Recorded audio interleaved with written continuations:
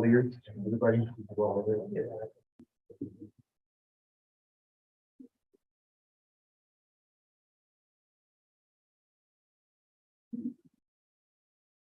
Okay, we are live streaming in 3, 2, 1, action. Good evening. Today is Wednesday, April 12th. This is the Hendrick-Hudson Board of Education meeting. Can we please stand for the pledge? Pledge allegiance to the flag of the United States of America and to the republic for which it stands, one nation, under God, indivisible. All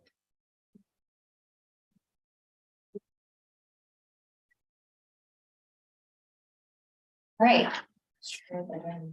The board has just returned from executive session, and I would like to approve the agenda as stated to get started tonight. Can I have a motion to approve the agenda? Can I have a second? All in favor? All right, we're beginning this evening with our topic of the policy. I'm going to let Dr. Loro begin before we get into the policy reading. Members of the Board of Education, community members, tonight you are meeting to formalize the next school district budget that the community will vote on May 17th, 2023. We have worked to create a better opportunities for all students to succeed. We've incorporated things in the budget to address some areas where improvements were needed to address inadequacies. These decisions were made with input from the ground up, like the music departments asked for an additional staff member due to the number of students in the program and the number of schools that a teacher had to cover. We addressed other shortfalls as well. I proposed that we put back an elementary library media specialist to oversee the 3 elementary schools' libraries. I was not comfortable with the present model of allowing teachers to just sign books out for their students and having oversight by the high school librarian over the entire district. There are enough students and staff at the high school and a large enough library collection to keep that person busy daily, the needs of the high school students met. The cost savings built into this budget, which ultimately at the end of the school year will yield a surplus to permit the board to apply these savings as fund balance in what the state has allowed us to do as a result of the closing of Indian Point. The board has been diligent in its effort to increase the reserve to offset any precipitous increase in tax rates due to other reasons over the next 5 to 10 years, while the Indian Point decommissioning continues and until such time that the land is returned to the tax rolls for further development. You are in good shape. You have a strong educational program in place, which will not change whether you keep the existing elementary configuration or go with Plan B. What you need to do now is decide on your preference. I have provided you with what you asked me to do. These are the facts as I see them. 1, projected savings as a result of the Princeton Plan implementation were not achieved for a variety of reasons. 2, transportation routes as they existed upon my arrival have now been addressed presently and for the immediate future. The transportation proposition, along with the return to the present transportation policy, will allow you to have enough buses to operate a more efficient, effective, and acceptable student transportation model. The budget includes funding for either elementary district model you choose to have in place for the next year. 4, the tax levy remains nearly zero, thus maintaining a quality program at a reasonable cost to all taxpayers. 5, there will be considerable savings in the present budget once we allow the retirement incentives to do their job and get people to retire on their own. Additionally, if you apply your policy for the staffing of teaching assistants, that will allow a reduction in the number we employ, thus reducing costs and saving more. 6, if the transitions every 2 years is a concern to you and the community, then Plan B addresses that issue while continuing to provide banding from grade 3 on, a concern expressed by many people. 7, the redistricting lines that will be addressed in the policy change were done within Title VI guidelines, consistent with regulations, allowing for the establishment of a shorter travel times for all students. 8, if Plan B is voted on to proceed, the new guidelines have equitably distributed the pre-K to 2 students over 2 elementary schools based on enrollment and distance traveled creating no school with too many economically disadvantaged students and mirroring closely the ethnic diversity within the community. 9, any educational shortfalls for subgroups are addressed and the budget contains contingencies if any future shortfalls are discovered. 10, special education programs are not diminished, but instead are provided to all students where needed and for the most part in their home school. 11, all salary increases due to collective bargaining agreements are included in this budget, as are any increases in other services and goods purchased by the district, which have increased due to inflation. 12, areas where expenditures were made through private vendors have been contracted through BOCES in order to garner revenue through state aid on purchases and services. I stand before you this evening to tell you that you've worked hard through many things over the past several weeks, but I assure that we are ready to implement whatever model you choose for the elementary school configuration, and we are committed to the overall improvement of the K-12 program through the budget that provides what is necessary for an excellent instructional program while keeping the cost to the taxpayers in the forefront of any decision-making, because without the ability to pay for it, what will it do for the Hendrick Hudson school community? Thank you. Thank you, Dr. Laurel. At this time, I'd like to make a motion to move the audience comment section ahead of the policy reading. So, Second, all in favor? Okay, Carmen, we're going to begin with our public comment section on both non-agenda and agenda items.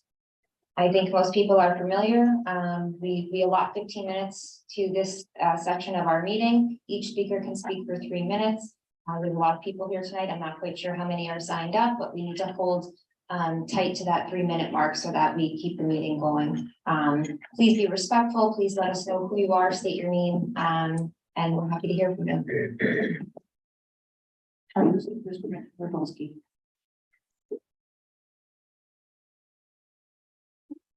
Evening, I'm Corinne Nagolsky. This is my 19th year teaching for Hendrick Hudson High School. This year, on average, I have to make parental contact twice daily, send numerous emails to both parents and students, which does not include the 6 different teachers who teach 12 of my students in Learning Center classes. I have submitted a highly concerning number of student referrals for RTI, MTSS, and students in need of assistance. I have also been communicating with building level administration and Margaret Ruller to identify students in need of reading support at the high school. The demand weighs heavily on our well-established support structure, and there is no end in sight. I have not been asked about the impact of remote learning on my students. We proceed to begin the school year from a place of trauma without so much as a conversation, a philosophy, or a plan for how to best proceed. The changes that you are proposing will compound this communal trauma. These changes also have multiple program and financial shortcomings. The high school Hispanic population is now more than 30%. Our current E&L program lacks a fluent speaker of Spanish. You have yet to provide adequate staffing and programming for all of our students in need. You will not be able to ignore student attendance issues, the compromised learning environments, and compounding social and emotional fallout that will result from an overtaxed and ill-managed system.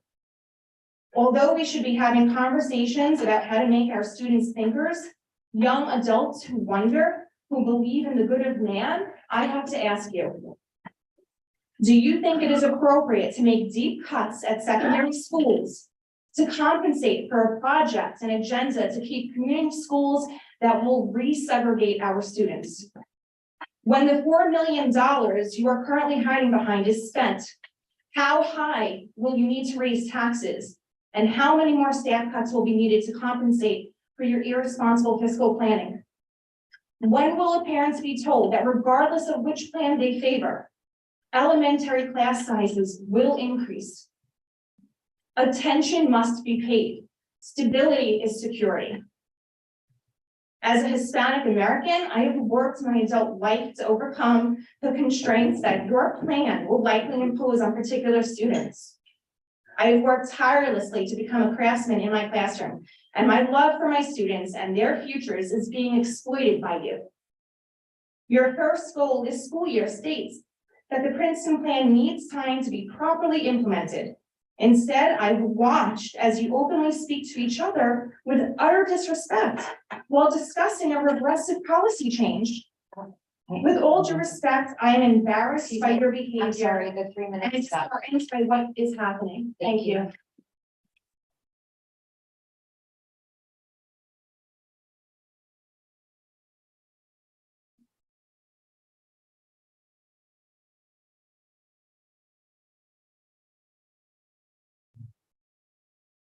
Good evening. Thank you for moving up comments. I still wonder where the translator is though. I'd like to start by just thanking the amazing people that I've met over the last few months in this work. There are really great humans in this district trying to do important work for the community. And I'm grateful that they've taken me in. When I went to the forum in December, I did not speak, like many others who also did not speak. I really thought there was no possible way that you would reverse course and restructure our schools for a second year in a row. Standing outside of that meeting, my friend told me, look out, they're going to change the schools again, and it will happen in this coming September. And I doubted every word she said. How could they do that? It's on the website. They say one of the goals is to collect data and assess the situation in June 2023. It's April. How could they do that when they ran on the platform stating that they would not change the schools for the second year in a row? How naive was I? Well, I've already said most of what I need to say about this. I'm sure I know how this is about to go, but I am awake now and I'm not going back to sleep. A lot of people have woken up and I am begging everybody to please stay engaged. Please stop tearing each other down. We have a lot of work to do and this is really the beginning.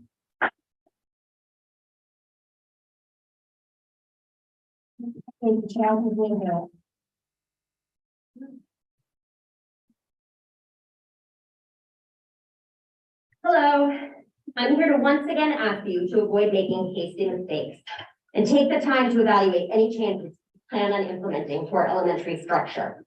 The elementary schools are the foundation for our district. They set the stage for the future success of our district, and that warrants more than 3 weeks of thought. You've gone about this process in a very haphazard way. You first hinted at a new model on March 8th, only about a month ago. You then preliminarily voted for the change based upon a document loaded with errors. You didn't even have correct enrollment numbers and were missing streets from your districting maps. How could you vote? You didn't have the necessary information needed to make informed decisions. You lack data, community, parents, and teacher input. You have shown obvious disrespect for your own processes. Your number one goal this year was to review the model in June, I believe.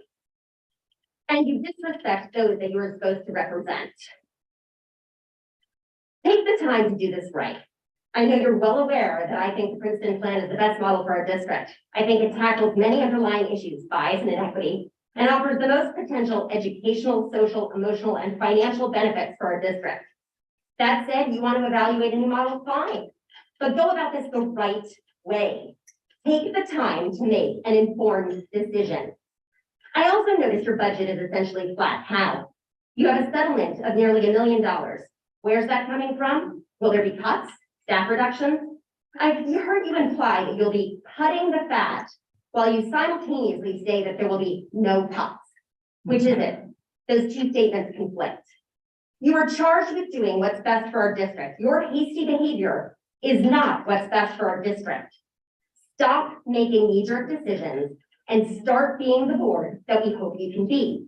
You don't want to be remembered as the board that resegregated our district. Thank you.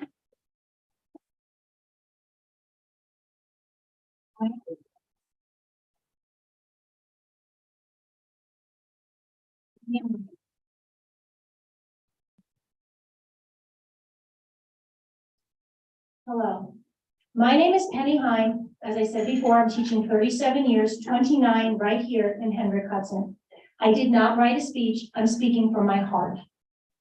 After COVID, we had a year where we had remote teachers. I was made a fifth grade remote teacher. As a Frank G. Lindsay teacher at the time, half my class came from BB and half my class came from Furnace Woods.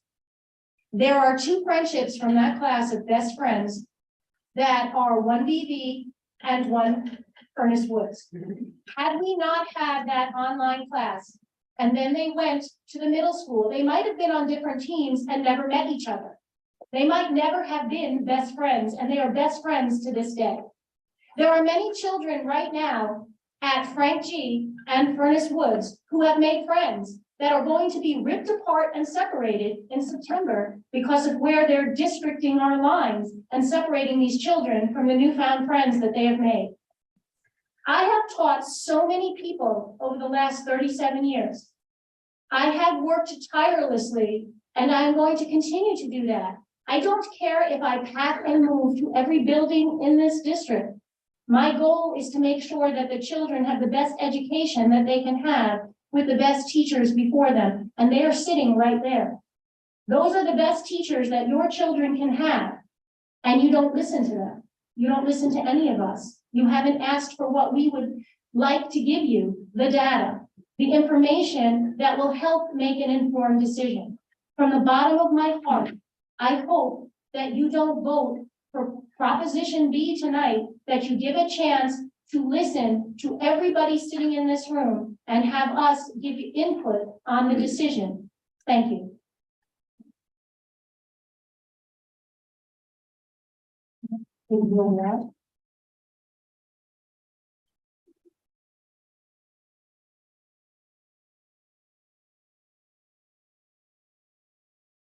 Good evening, Will Walsh speaking. Last meeting, a number of prior board members provided you with their insight. It's good to see that you characteristically ignored it, that the board will continue its arbitrary and capricious actions. There is little doubt that what will happen will be challenged. I, however, want to ask a question that has not been asked, let alone answered. Who do you intend to have lead and implement the change that you're looking to set about? In February 2021, this board, or not this board, the Board of Education gave the superintendent 5-year extension through 2025. January 4th, he spoke detailing the parameters on which performance would be used for judging the Princeton plan. January 17th, he addressed the issues that would be involved if you went back to the former status quo. On February 7th, however, this board met in executive session for 2 hours. It met without any member of the administration. It met without counsel. And I suspect, most relevantly, it met without any insight or individual who experienced previously the requirements for seeking a new superintendent. On February 15th, the superintendent felt the need to announce that the board would not be addressing the Princeton plan that night. That same night, the board again met for an hour in executive session. Once again, no counsel present. On February 24th, the superintendent announced his leave of absence. On February 27th, the following Monday, the board met in executive session for all of a minute. During that minute, it approved the contract for the acting superintendent and the $1,600 you could be billing each day of work along with his travel expenses. On March 22nd, this board approved whatever settlement was not discussed on February 27th. So if I'm interpreting all of these correctly, a couple of questions arise. Did this board effectively commit a coup d'etat on February 7th and remove the superintendent or start that process? In doing so, have you failed to include the settlement costs for replacing him both with an acting superintendent and in buying out his contract in your calculations for instituting Plan B? More importantly, on a long-term basis, have you given any thought to having professionally assassinated an administrator, having alienated the teachers of this district, having placed potentially all the students in the elementary schools once again into chaos, What is the caliber of the individual you think who you are going to be able to find for the job and undertake this task if you pass the plan that you're proposing? Thank you, sir. Right.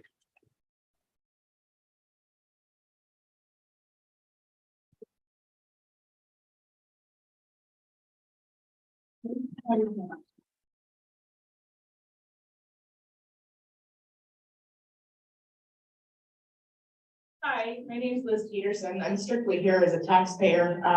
Particularly my husband's a senior. I'm approaching there quickly.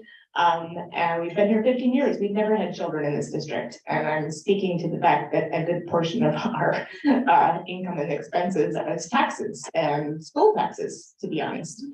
So I was kind of happy to hear that you think there will be no increase on either of these plans. I'm more interested in the cost of these plans, and from everything I've been able to research, probably against what seems to be popular opinion here, the Princeton plan did not realize its savings and is projected to cost over $1 million in 23-24, which to me bodes increased taxes.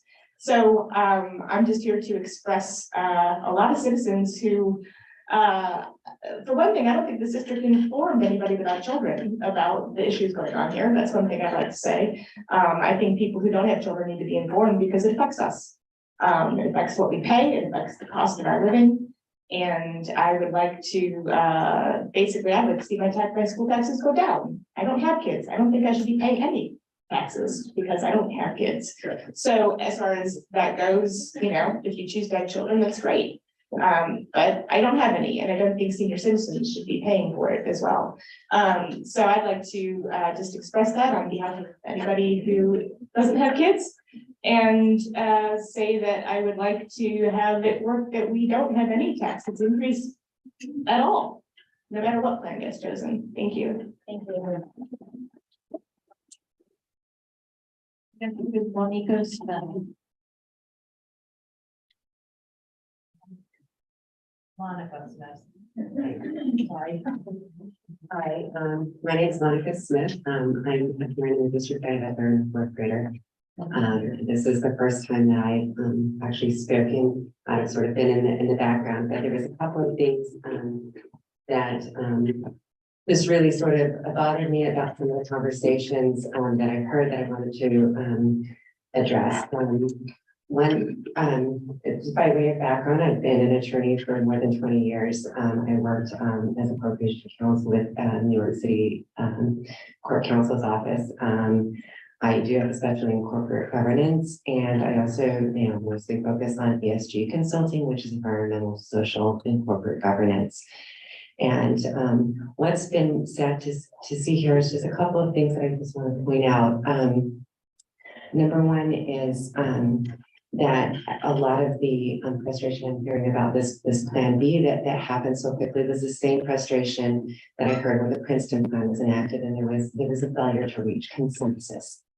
And I think that is the biggest problem. I don't really at this point have a position on Plan B, except that I see a lot of our amazing teachers are against it. So that's something we certainly we were just getting ready with it, used to the last change. And I can imagine that for a lot of families going through so much change is going to be a problem. One thing that I want to address is there seems to be a lot of confusion with what equity means and what DEI in general means, and that confusion and that miscommunication is driving a lot of divisiveness that really doesn't need to be here, because I think that everyone that's here cares the most about the education of our children. So just quick cliff notes. Equality, the Princeton plan is an equality-based program. Equality means that everyone's treated the same and has the most possible as the same experience. You can't get equity on an equality plan.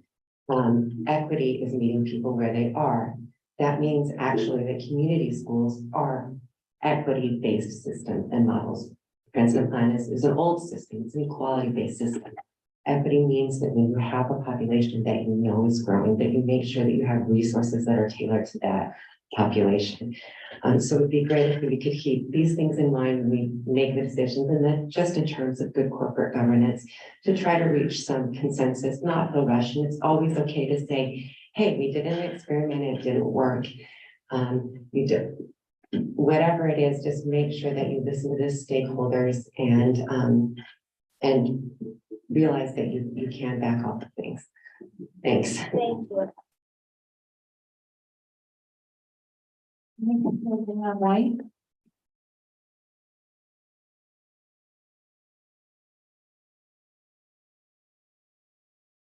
Good evening, my name is Leon White. I have a fourth grader, and I want to share that I'm an educator as well. I teach middle school, and I just so happen to be in a district where there is a neighborhood school model. Once those kids from the four schools come to the middle school where I work, they don't know how to interact. And if the kids are our most prized stakeholders, then I would strongly suggest that their needs be considered. Bias is unconscious, right? And if my favorite color is blue, just so happen to wear mostly blue today. If I'm gonna pick something out, if I see a brand new shirt or whatever that I need, that I want, I'm gonna go for the blue one. I'm not gonna necessarily interact with the orange or the white or the different colors that may be presented to me. This is why I believe that the Princeton plan is the way to go. I think that a good enough chance was not given for this to work. And I strongly believe that our stakeholders, we can't listen to the loudest or the most influential voices. We must put particular effort into amplifying the voices of the people who seemingly do not have a voice. Kind of all over the page right now because I wrote something and I'm like, I want to also touch on the whole DEI idea, right? Some people think it's a religion, it's not. Diversity is ubiquitous, it's everywhere. Just in this room, there's diversity of experience, thought, and culture, as it should be. Equity is not to be confused with equality, because equity ensures that everyone receives whatever they need to reach self-actualization. Inclusion takes things a bit further by welcoming those we value into the fold and ensure that they are served, that they feel valued. And then there's belonging, right? If we take a look at Maslow's hierarchy of needs, before our kids or anyone in general can actually reach self-actualization, they must feel a sense of belonging. And we all know that things are valid. They should not be ignored. I think that whatever choice the board makes, it will speak to volumes to who we value. Is it the few voices that are loudest, most powerful, or most influential? Or are we gonna amplify the voices of those who we seem to think have no voice? Thank you.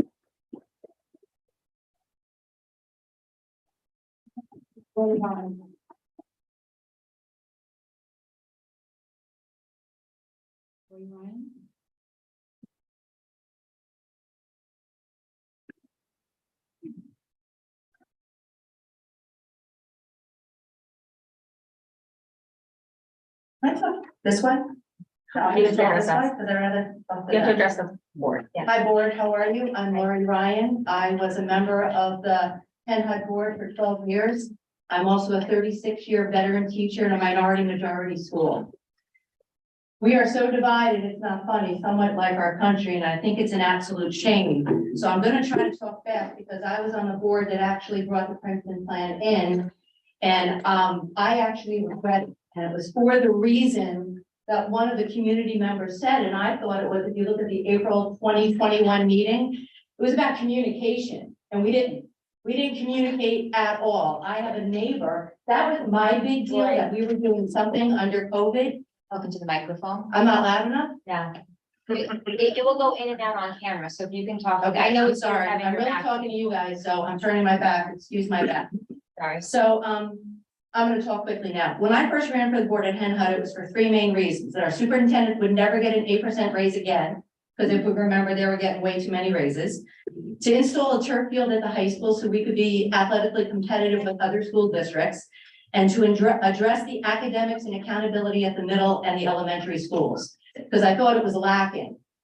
I'm really a basic kind of teacher, and I thought we were getting way too far away from the basics. Reading, writing, personal skills, communication, public speaking, penmanship, vocabulary. To this day, I don't even know if we do it unless you have a certain teacher. So of course, we kept track of enrollment and academic achievement. Academically, the elementary schools, as our goal, never ever made it to the upper quartile like we wanted them to make. So then I started asking questions, what's going on? And to me, it had to do with leadership and not where your child went to school. I asked over and over and over again to the leadership, what do certain schools need? And I was told, along with other board members, that certain schools had everything they needed, the same books, the same curriculum, the same opportunities, the same everything. The PTA a long time ago from BB told me that they were not given the same kind of stuff that other PTAs were. You know what, the BB PTA is awesome. They were trying to give their kids as much as possible. And in one of the Zoom meetings, they told me they were, so I don't really know what the truth was there. So I had offered a bunch of suggestions, even the auditoria, Enrique, of the auditoria back in 2009. Why not give them a new auditoria? Why not do things that can improve the academics and the life of the people at BV? I mean, Furnace Woods, even, I don't want to say the word even, but there are people from the BV community who came to me privately and told me, we don't want our kids going to school with ESL kids. You know what, at least they were honest about it. Some people are not honest about it. So we took we put them in Furnace Woods. There's got to be some other way. So this Princeton plan came upon us in COVID. It was shady. Let me tell you, it was shady. It was not correct. We didn't communicate. We didn't send anything to anybody anywhere. So my problem is we are a Thank you, divided Lori. community. I'm sorry. Who's the next speaker? Me. Who do you mean? Oh, Laura, okay. Thank you, Lori. Can I come up again? Well, I'm gonna get somebody else to be. They wanna. No. You don't want to hear what happened. No.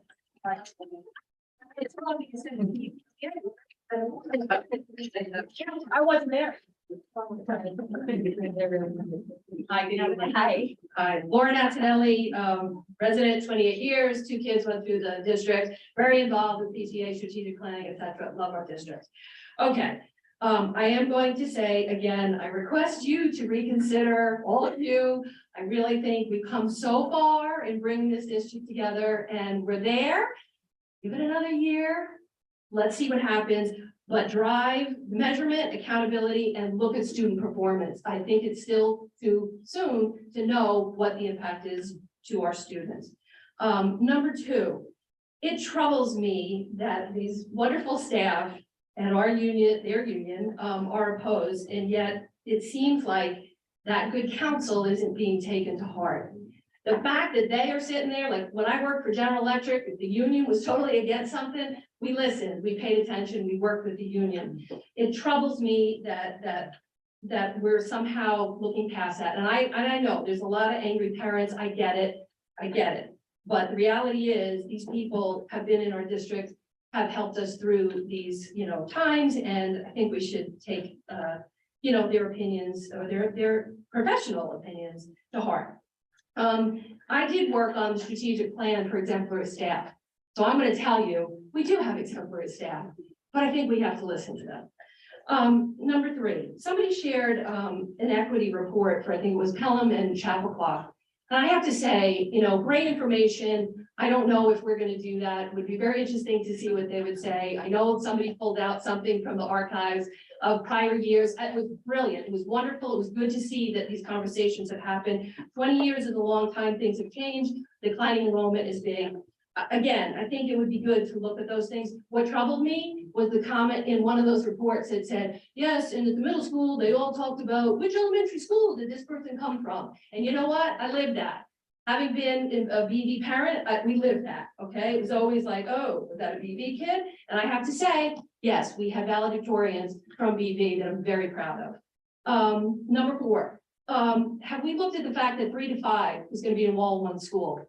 In the memory of Linda Hall, we had that school that had, 3 to 5 and special ed and was a school for needs improvement. I know we got a little reprieve, but we're gonna have that problem in 2 years. Consider that. Lastly, let's use this power and energy of this community to work on the things that are long-term. Somebody wrote this week that we're not focused. We're focused on this too much.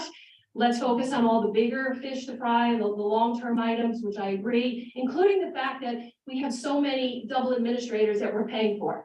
We got to change that, right? That's where our money's going. So let's.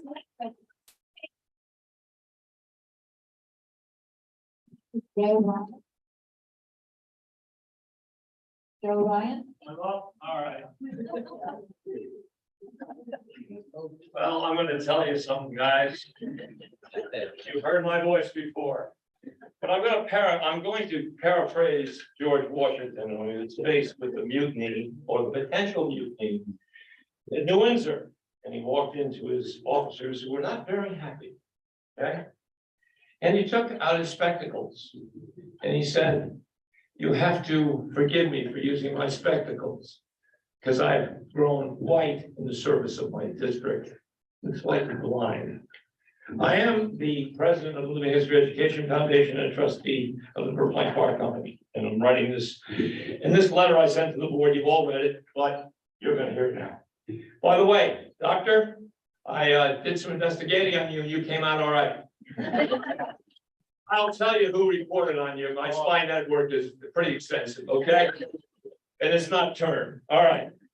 Dear Board of Education, having spent the bulk of my education career at Blue Mountain Middle School, 1969 to 2001, and many decades of my life living in our school district in Montrose and Burbank and Buchanan, I feel my insights might be helpful in your education decisions. The present Princeton plan, which has recently been implemented, is a sound way to proceed. I believe it. It clearly addresses equity in education, as the elementary students will have the same class size and facilities, faculty, PTO experiences. Interesting fact from that PTO stuff. Over the course of their elementary education, all students will experience the same amount of time on a bus. It has strong education support of the teachers union and the vast majority of its professional educators. At least 3 members of the existing board benefited from Blue Mountain experience, which created a sense of community by providing equity, unity, and diversity in our district. The Living History program would not have existed without it. The Princeton plan has worked successfully in other districts that have dedicated themselves to providing all their students equal educational opportunities. The plan should be given at least 3 years to prove itself as both educationally and fiscally beneficial to our district. To quote, "It's not the time to switch sources in midstream," and to act as the corporate memory. I was part of the staff that opened Blue Mountain Middle School, and there were political reasons factored into the location of BMMS in a flooded pasture in Furnace Woods. And there were financial consequences to that decision. I have confidence that you will act as the elected Board of Education for the good of the entire public school district that you represent. Huzzah.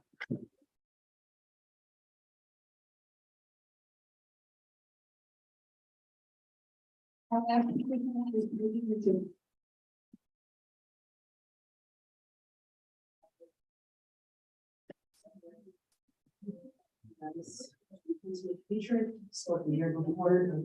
I didn't write anything down. I'm just gonna ask you guys to just please reconsider and just vote no to proposal B. I was on a call yesterday with Dr. Lauro, and it was a PTA call. And I was actually stunned by the amount of information we did not have as we steamrolled to a vote.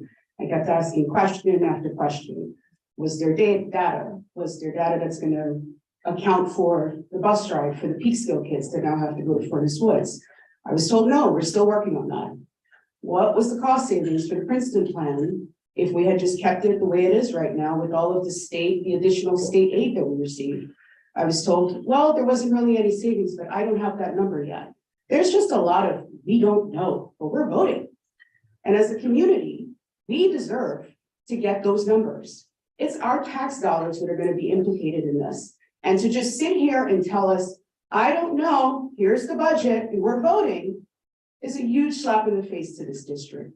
We deserve for you guys to take the time, collect all the information that you need, get the teachers' input. They have been showing up here.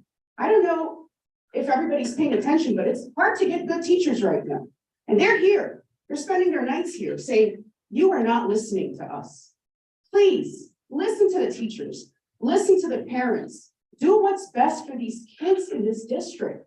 This is not it. Proposal B is not it. I know everybody keeps saying it's a compromise, it's a compromise.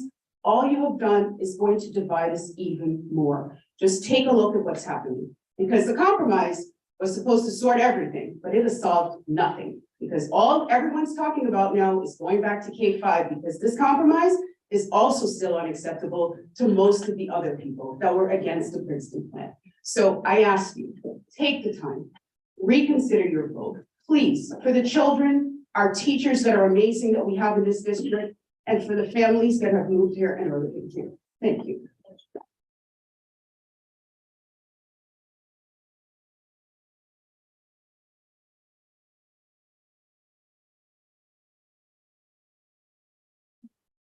Thank you all.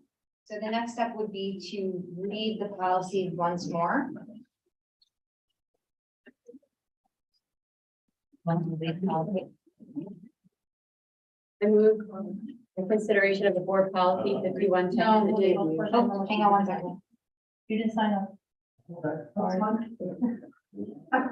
Sorry.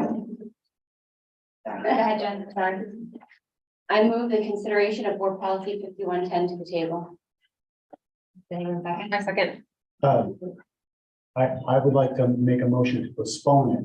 No. Because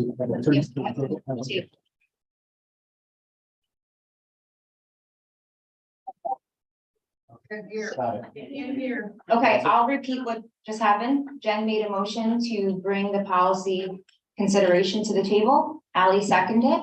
And now it's up for the board discussion before we read the policy. So I don't know which side of the table would like to start, but I want to give each trustee time to make comments. I go first. Okay. How did we get here? I ask myself that often as I try to decide how to move forward for this community. The role of a school board is to set vision, adopt policy, evaluate leadership, set budget, and manage the bargaining agreement of our staff. The signs of an effective school board is the how and why we do each of these. The why is simple, we do it for the students. I think we all here do it for the students. As parents, you are here to support your children. As teachers, you are here to support your students. We are here as board members, and we are here for all students. What sets better and best apart from the rest is the how. How do we set vision with goals to measure success? How do we communicate our actions with the community? How do we work together as a team? How do we set and monitor our budget? How do we advocate at the next level for our students? How do we focus on student achievement and success? I believe if we are not intentional about the goals, it doesn't matter the model or building our students are attending. We will not be successful. The past is not our future. Our 3 community schools were beautiful, but did not support student success for all students. They did not allow us to economically provide everything we want and need to ensure student success. Our current model of 2-year grade bands has benefits, but it also do not believe is our future.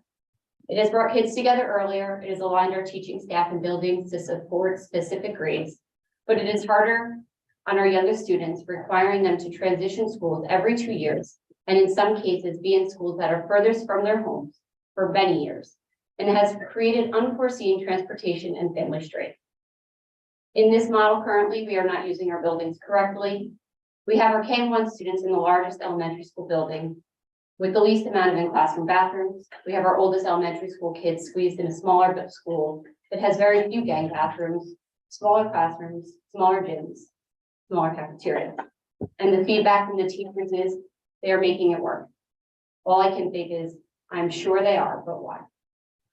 I truly believe that you have all worked very hard to make this experience and transition the best you could. And the community thanks you for that, but I don't know if that is enough. I am disappointed in the actions of our community, delivering false and misleading propaganda on both sides. I am disappointed in our past board trustees who should have and could have been more supportive simply because they understand our role. I am disappointed that it's taken us this long to get the information we have been asking for and the community deserves. But we are out of time. And what I see in front of me is hurt, brokenness, fear.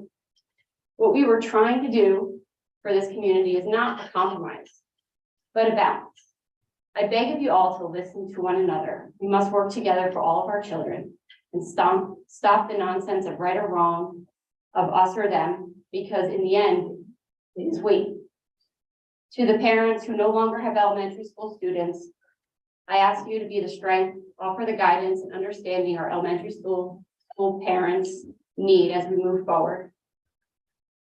I know who you are, you know who you are. Most importantly, to the parents who are going through this, we have heard you and we will continue to listen to you no matter what the decision. The conversations we are having now are long overdue. I am truly sorry it has taken this district so long to make meaningful changes and make students our focus.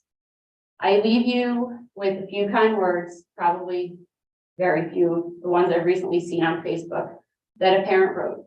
The biggest predictor about how our kids will feel about change or anything is how we talk about it with them and in front of them. Thank you, Jen.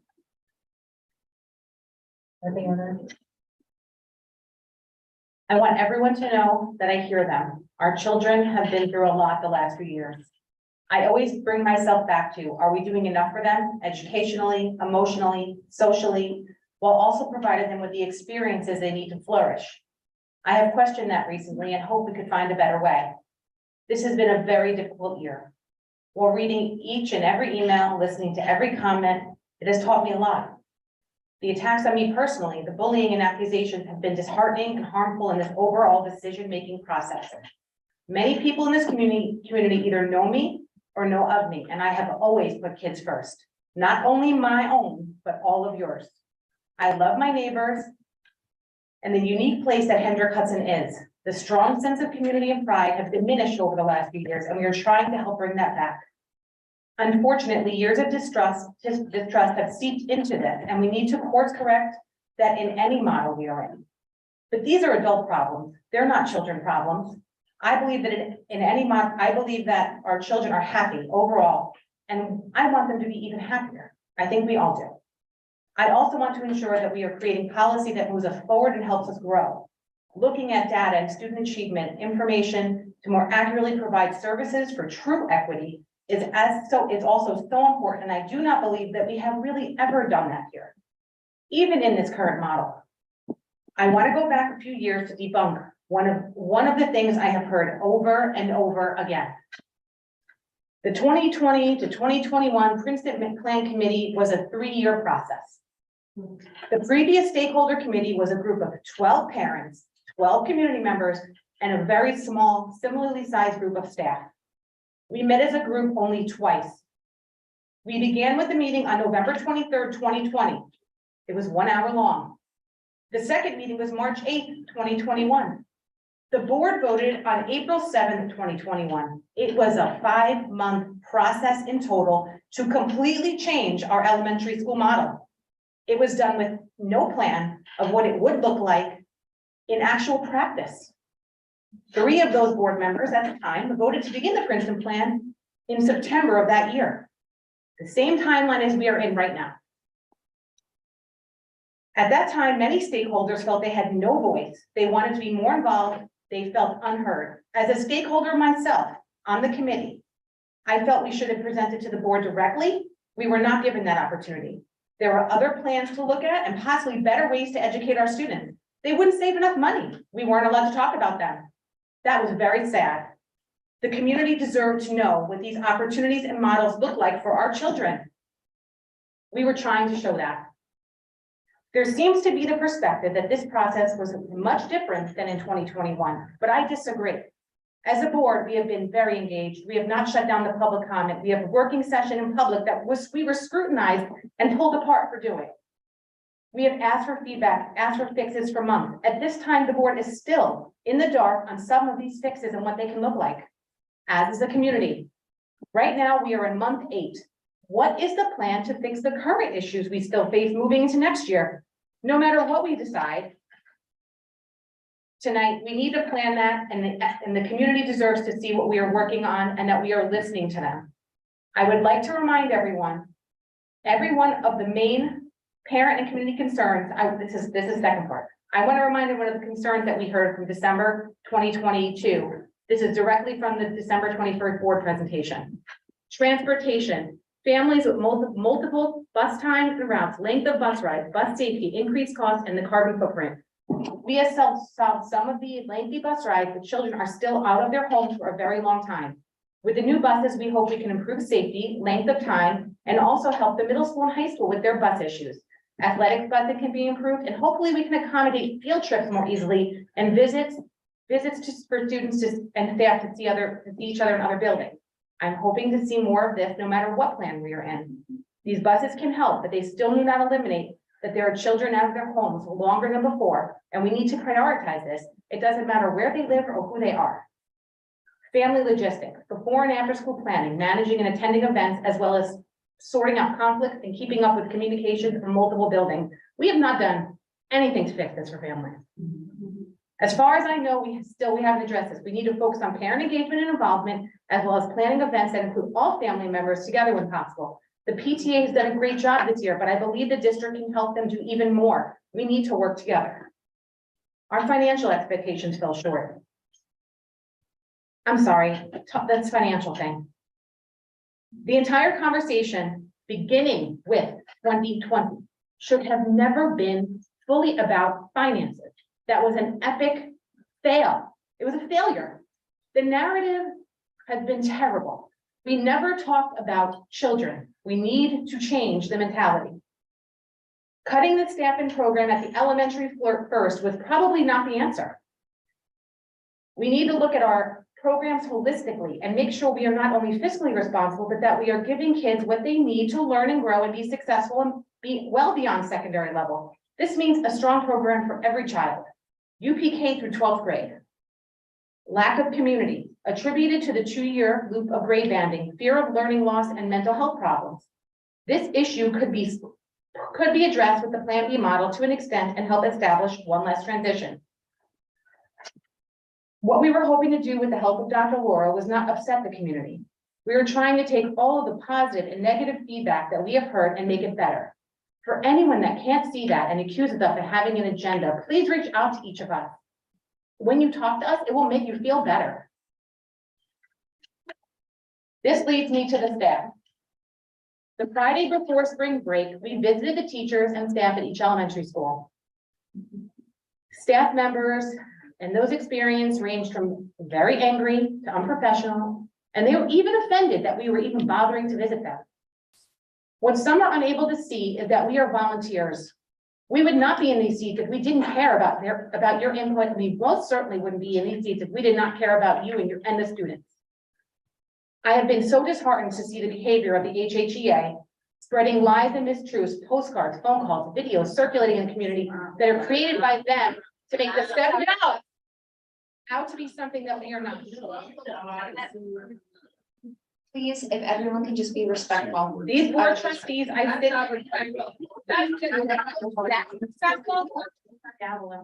It is, it's that. Okay, we can all get along, please.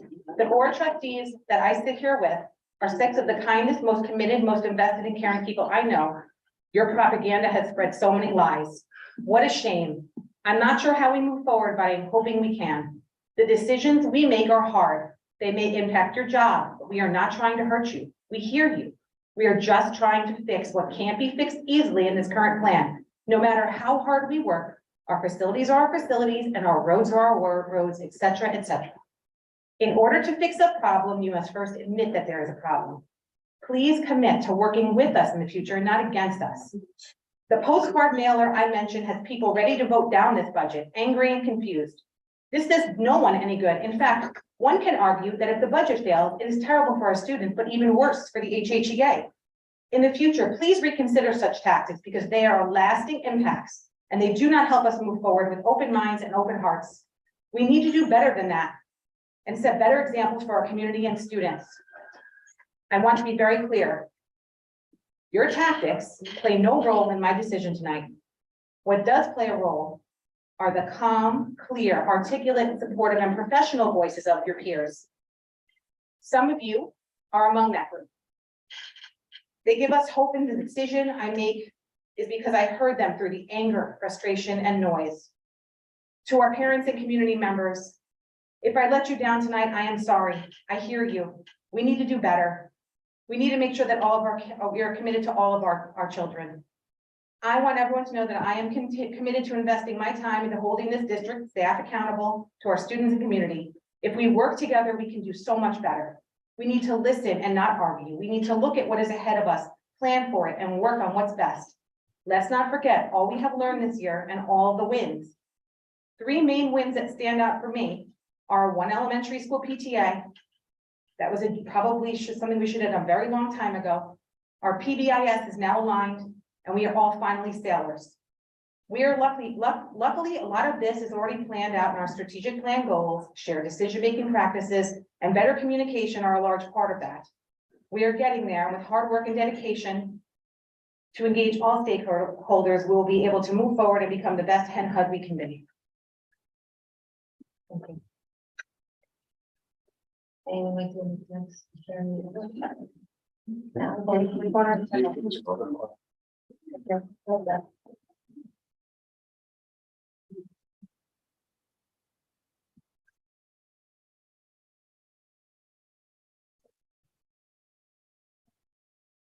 The conversation around grade banding has been as a divisive topic as any that I recall in our district, and in the simplest terms, no one is wrong. Sure, some people have information that they may or may not be disputed, and there may be unintended consequences from one decision or another. But at the end of the day, not one person is wrong, and I don't believe anyone is acting in a way that is not in the best interest of their family or believed to be in the best interest of one group of families or another. I don't believe anyone wants a model that hurts kids, and frankly, I wish there was a big enough building to house K-5 under one roof to satisfy the needs and wants of every stakeholder. Our reality doesn't currently allow for such a system, and as such, we are tasked with finding the next best model. Exploration of ideas and models is a journey. We have learned of pros and cons of the former model, the current model, and what could be drawbacks of the model before us this evening, depending on which stakeholder group is weighing in at one moment or another, and the points that they wish to highlight that fit what they believe to be best. We have 2 board members today who stated they acknowledge mistakes made previously and are afraid of repeating the same. I hear you and I respect your position. While I may not agree with you, your position is valid and considered. We have teachers who were staunchly opposed to grade banding that are now its biggest champions and have shared the wins as a result. I hear you too. There are students who are happy and there's others who are struggling. To their parents, I also hear you. When all the noise is removed and emotions settle, we must return our focus to one topic that was never really discussed previously, and that is what is best for students. I don't think the state is the sole voice when deciding what is best for students, but I think that that voice is important and one of the many stakeholder groups that we must consider. After all, the foundation of public schools is rooted in this very notion and supported today through the use of a Board of Education. Community representatives who consider the wants and needs of all stakeholders and make decisions accordingly, even when unpopular with one stakeholder group or another. And to this I will add, not doing 100% of what one stakeholder group wants is not an absence of listening, rather the process of considering that voice as one of many. I still firmly believe that parents and no one else know what is best for their children. In a very short and simple statement, I don't support the frequent transition grade banding models as the best way to educate students. When I look at the best districts in Westchester, most do not subscribe to banding, and the ones that do built models that minimize transitions.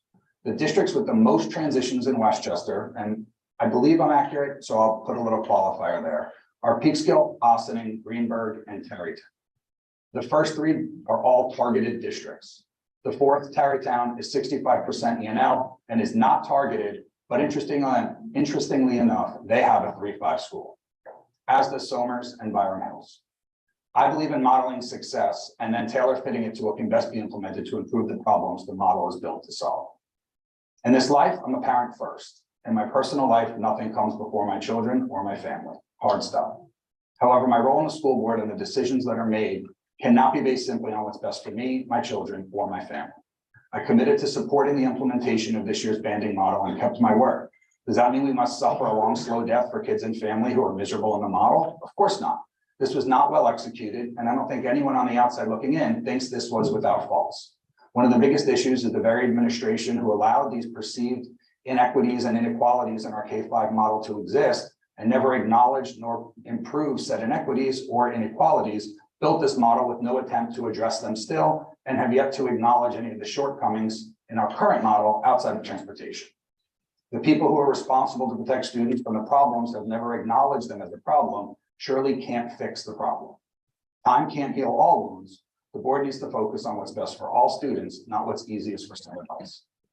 When I think about what's best for kids, I'm reminded of core beliefs and straightforward concepts: consistency, stability, and community. I truly believe we miss all of these with our current model. I also feel it's important to acknowledge that I've learned benefits of banding, and I'm confident that we're building a model that minimizes the negatives of what we have, while also capturing the potential benefits that I've learned of in a great banding.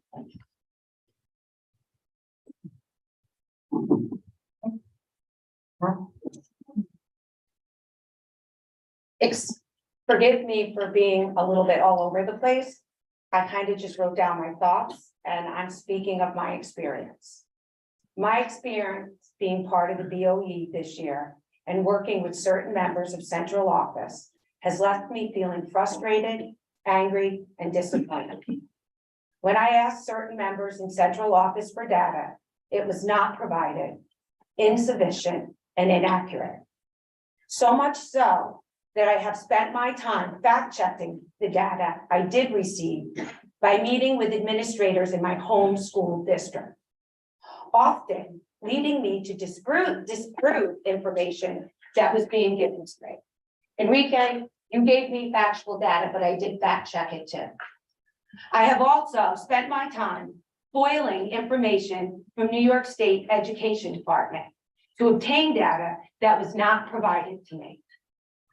I threatened numerous times to actually foil for information in this district, all while I sit as a member of the BOE. That should be a red flag to everyone in this community. Certain information people have screenshots, since I don't do social media, and sent to me. Information that was never given to me, that has been leaked to different sides and put on social media. This information comes from central office. That should be another red flag to this community. Ask yourself why, because that is what I have been asking myself. Why would data not be provided, be insufficient and inaccurate? I made a campaign promise to hold administration accountable for the implementation of Princeton Plan, not just to the elementary school parents, to the taxpayers. Some facts I have learned through my own research and FOIL requests. We all know BV used to be designated as a Title I school. When it was a Title I school, there used to be a committee that followed and tracked the progress of students in the school that needed remediation.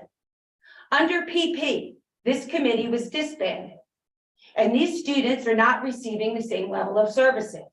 Fact, Princeton Plan diluted the students, so we are no longer a Title I school. We are not off the list because students are performing better. We are not off the list because we provide students with the services they need. We are off the list because we diluted the population.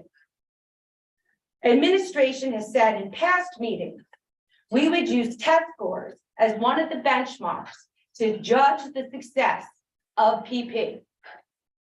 Well, I've seen some of the test scores because they've been leaked online, not because I've seen them from central office. So excuse me if what I'm saying proves to be fact-checked and not correct. But what has been leaked online, which looks pretty much like central office data, Princeton plan has not increased test scores. They are dismal. No wonder we didn't give them any added services. Princeton plan makes managing 3 elementary schools easier for central office. Just a fact. Princeton plan did not save the taxpayers $2 million. It actually cost the taxpayers money. Princeton plan is now being touted as a DEI initiative. When I went to the meetings, it wasn't touted that way to me. But it is obvious that people went to other meetings and it was sold to them that way. I am not discounting that. On July 8th, 2021, I submitted a FOIL request as a parent for all communications, including but not limited to emails, electronic correspondence, surveys, studies, reports sent by and between the Hendrick Hudson School District Superintendent, the Assistant Superintendent, and the Board of Education to include the following. I won't read you the 100 words that are here. I just highlighted some. Race, DEI, diversity, equity, diversity in education, cultural awareness. The scope of this request was for July 1st, 2020, all the way to July 8th, 2021. My FOIL request was honored. None of the emails I received from my FOIL request mentioned Princeton plan. The BOE, the superintendent, and the assistant superintendent had little to no conversations regarding DEI or diversity from July 2020 to July 2021. So although it was sold, there's no correspondence in my FOIL request, no surveys, no studies between any of them regarding that. It is clear that some members in this community were told Princeton plan was a DEI initiative, while the rest of the community was told that it was being done for cost savings. Why different messages to different community members? It just added to the divide. Princeton plan, neighborhood schools, modified Princeton plan, shouldn't be what is causing so much discourse in this community. Why are we not outraged that our kids are not getting the services they need? That our test scores and rankings continue to decline? That our kids are not reading and writing at grade level? All this misinformation is designed to have us fighting each other instead of holding the professionals accountable. Do you know in this district, you have to be 2 years behind to get services? How is that a thing with COVID? How do you take money from the federal government to catch all students up? And I want to clear this up. Whether you're educated or an uneducated laborer, you're not getting services for your kid. I'm in education 25 years. My child is a year behind. There's no services to be had, but I will state this. You know who gets services? The people who can afford to go outside and pay for them. And that is disgraceful as an educator to me. Sorry, went off topic. I volunteered to serve on the Board of Ed. I did not volunteer myself or my family members to become targets of the anger, hatred, and retaliatory actions of others. I didn't sign up for that. This is not the first time someone in this community has been targeted for having a different opinion. A couple of years ago, while I sat in the audience at a BOE meeting, a parent questioned the old BOE about the school budget. This parent outlined major issues with the budget and the overspending that was going on. This individual made a detailed presentation questioning the BOE's proposed budget. That presentation was posted on social media. Flyers were also sent out. You know what happened to this individual? They were threatened, harassed, and bullied. Their family was too. People threatened to sue this individual for their opinion. Does that sound familiar to you? The old BOE discounted everything this person said. Some of the same people who are saying angry, hateful things online now are the same people who went after this person. You know what? Almost everything she said has proven to be accurate. How can I make that statement? In 2019, a study was conducted and analyzed by the BOE. I wasn't on it then. This report is called the Study to Examine Utilization of District Schools. This is a study the old BOE used to justify switching to Princeton plan. In 2019, the only portion of that report to be discussed publicly was the elementary school portion. The report, which is 82 pages long, outlines savings that could occur at every grade level. The report clearly states that this district is overstaffed. It is circulating around now, I believe, on social media. Why was it not circulating around in 2019? Why was only a small portion of that report discussed publicly by the board in 2019? After looking over this report and doing my own research using beds data, it is unfathomable to me that the old BOE members have the gall to pretend to care about the taxpayers and the children in this community. Surrounding districts have adjusted teachers and staff based on student enrollment. Enrollment goes up, teachers go up. Enrollment goes down, teachers go down. Not here. As our enrollment declined, we never decreased teachers. And it has declined. So much so, some people are floating clothing in elementary school. We employ 253 teachers here.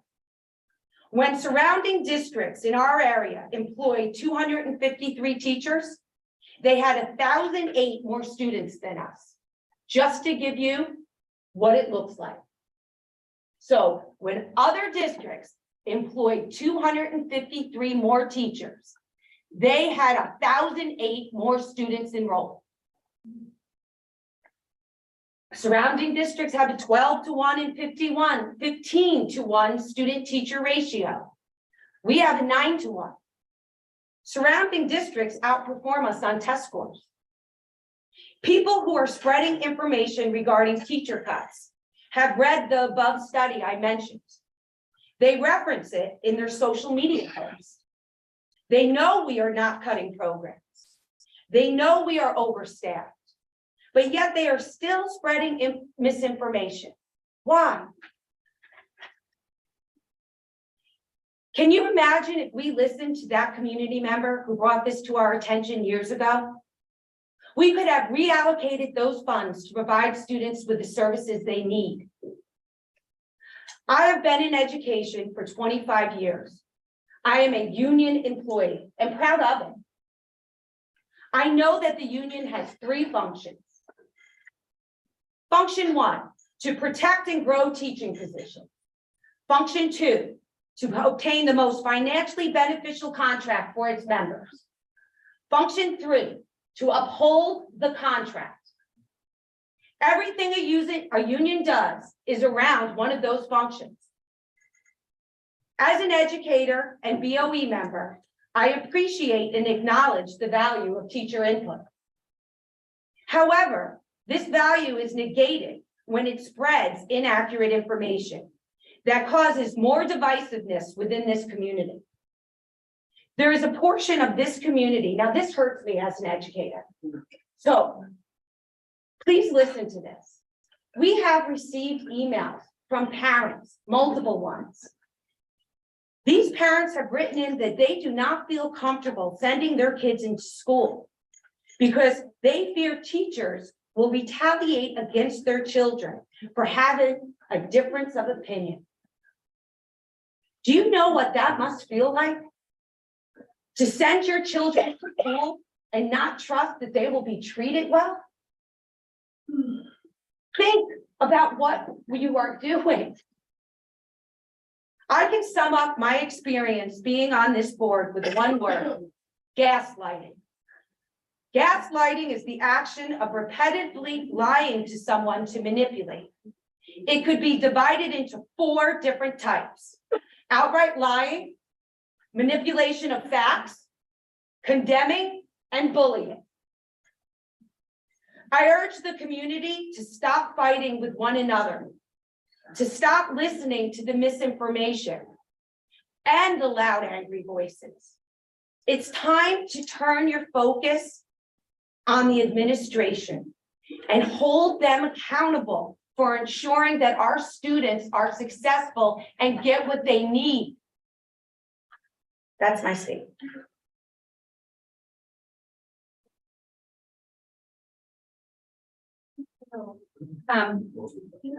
My position on this topic remains unchanged. We've been discussing it for several weeks now.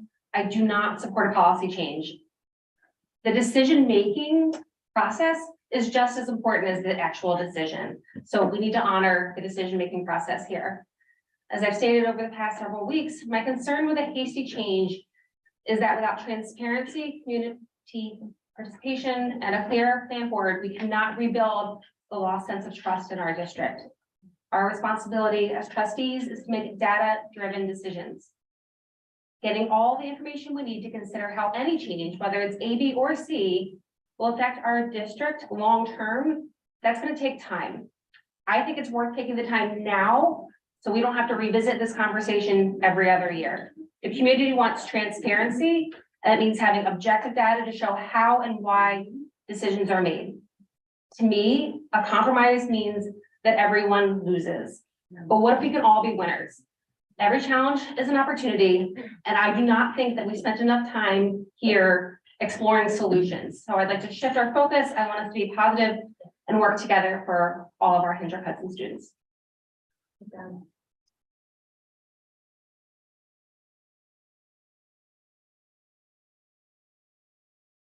So I already made my statement, so I don't need to make this long, but I think based on what I've heard tonight, everyone's made a really good business case in that the data we've gotten is probably not right. And we still don't have the right data, right? And we don't trust the data, we don't trust what's coming to us. So I question, is this the right process that we have to make a decision? Should we be thinking about taking more time, doing this right, working with the community, making our communications better, sticking to our strategic plan? I think you've all just in your statements made the case to do that. So, I would encourage that we all think about that. And that's really all I have to say because I've said enough already. So, I appreciate this additional time here. Yeah.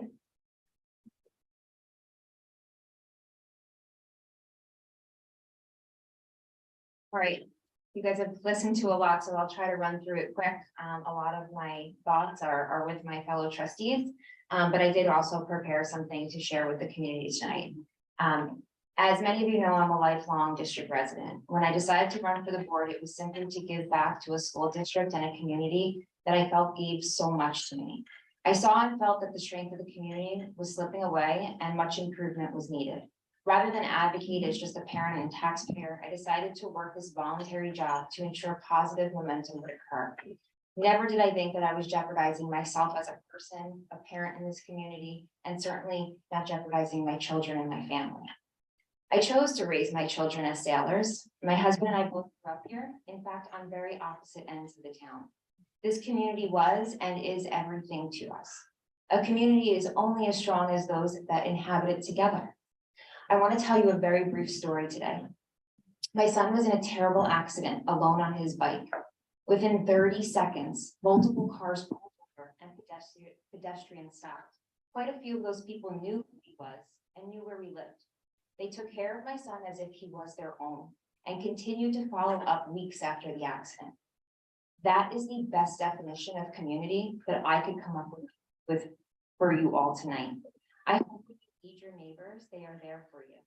Fighting and hating each other is not what a community does. Regardless of the outcome of this evening, please remember that your neighbors are truly important and special. As for the plan moving forward, it is no secret that I've been a proponent of less transitions for the children. I've always advocated for more time in one place. The only research that I can find tells me that you want to eliminate and reduce transition wherever possible. There is research learning loss that occurs in every move that the children make. I believe our youngest children need to feel safe and have consistency. Elementary school is the foundation of their education. If we could go back in time, and I know you've heard it tonight, but I would tell you that I am totally disheartened that the district did not look at ways to reallocate our budget years ago. We had massive inefficiencies that should have been tended to long before uprooting the youngest learners. I've come to learn of the struggles of our community model. And I believe that the right funding of programs and proper management of the district, we would have been able to sustain and improve. The K-5 community school is a popular model in Westchester County due to the consistency and the stability that it gives to students. Also, the Hendrick Hudson School District has utilized this model for so many years due to the geographical spread of the district. The idea of shifting to Princeton plan was brought up many times over the last few decades and always rejected due to the transportation challenges and the cost of that alone. With that said, I realize that we are here now in this hybrid model that's being proposed, which is not new and not unexplored. We bring together the best of both worlds, both the community school model and grade bank. The children would have 3 years in one place for K through 2 and 3 through 5. Our youngest students would remain close to home with shorter bus rides and facilities would become more appropriate. I believe that it is time for the school district to move forward and the community needs to come together in true Sailor fashion. And one last thing that's not here on this paper, I have to tell you, as a mom of 3 little boys, I feel like every child, when you become a mother, every child is yours. So for me, this has been exceptionally difficult. And I really appreciate the respect of the community. With that said, thank you. And if there's no other comments or statements, we have to keep things moving. I move to postpone any action on policy change 110 until December 6th, 2023. Second. Okay, all in favor? Okay. Carmen, that's a 4-3 vote, and the policy is going to be held for postponed, for later discussion and voting on Sunday.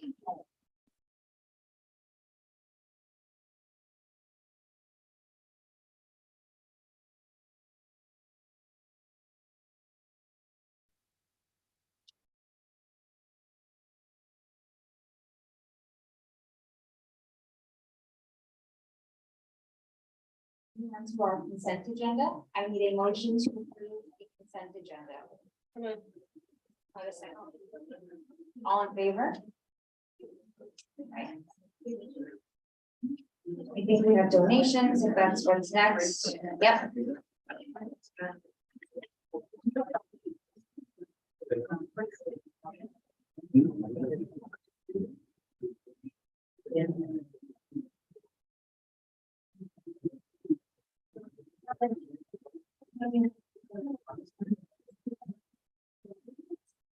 Just giving a minute for everyone to get situated.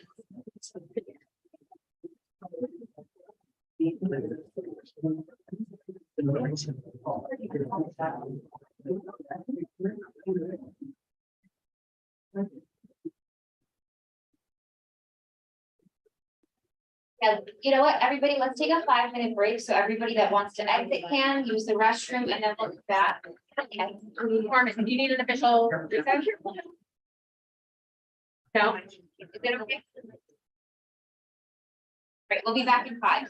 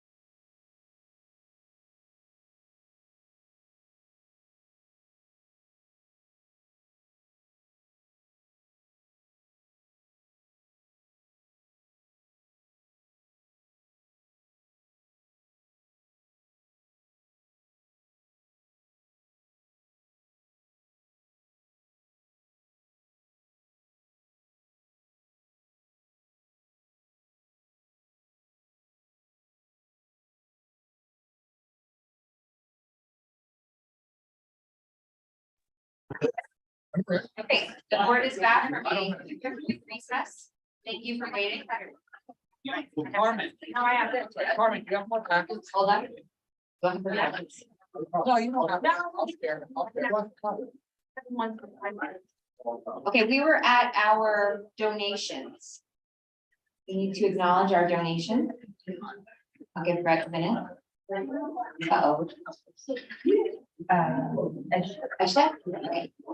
Edgetech, our IT solutions provider, has donated 6 Tello drones for the Hendrick Hudson STEAM education program. The cost of this donation is approximately $600. Edgetech? Yeah. Oh. No, I think. All right. Next. Sorry. The food. Yeah, I took mine out of order. Sorry about that. A&S Fine Foods in Croton has donated $250 for the Hendrick Hudson softball program. Awesome. And the third donation is the Hendrick Hudson Community Education Foundation has made a donation of $577.25 for the Alan Zollner's and Deborah Levy's proposal science field trip to the American Museum of Natural History. All right, can I have a motion to approve the donations? Can I have a second? All in favor? Right. Moving along to our presentation. Tonight's presentation is our budget adoption. And for those of you in the audience or at home, just so you know, if you go back on board docs, you can find different pieces of the budget over time. We present different departments in different weeks leading up to the final budget presentation. So This we get posted to the website too. There we go. each presentation, Each presentation gets posted to our district website. okay? Yes. Here, board docs or the district website. And if you have any questions, please reach out. And I'll let Enrique take it from here. Thank you. Thank you. Good evening. As always, I want to start with a few of the pictures that our high school and middle school students do during their day-to-day operations in the art classes. So here we have 2 beautiful pictures before you get to the boring part. So let's get to the boring part. I'd like to start by talking a little bit about the big increases and decreases that are going from one year to the other one and explain them. Obviously, the biggest increase, not in percentage, but in money, is for instructional salaries, and that's because that's our instructional salaries represents with benefits about 60 to 70% of our budget. And this includes teachers, guidance counselors, social workers, principals and assistant principals in the high school. This is a contractual agreement with the 2 different unions, and that will be an increase of close to $1 million for next year. The next one is benefits. Benefits is for the whole staff, and this includes health insurance, workers' compensation, unemployment, other benefits that we provide, that the district provides for us, for the employees. And that will be an increase of about $941,000. Out of these $941,000, about $840 comes from health insurance. Unfortunately, health insurance continues to grow at very high percentages. The increase this year is 5%. Unfortunately, we don't expect for these numbers to go down.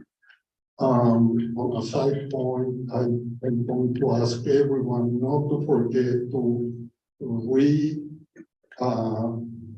go back and re-enter for health insurance, because the health insurance consortium is changing and is asking to re-enlist everyone that is insured by us. Well, back to this. Plan maintenance and security is an increase of $190,000. That includes mainly our custodians and our security people and everything that we need to have these facilities in working order. Transportation is going to be an increase of $800,000. As we discussed during the transportation project night, we are hiring 4 HABs drivers. That means that we're hiring 4 new people, but half of them are going to be custodians and the other half are going to be drivers. And then the good news is that our debt and capital projects, the payments are going to increase by $2.1 million, and that's because this year we have 2 bonds, the 2000 and 2002 bonds that matures.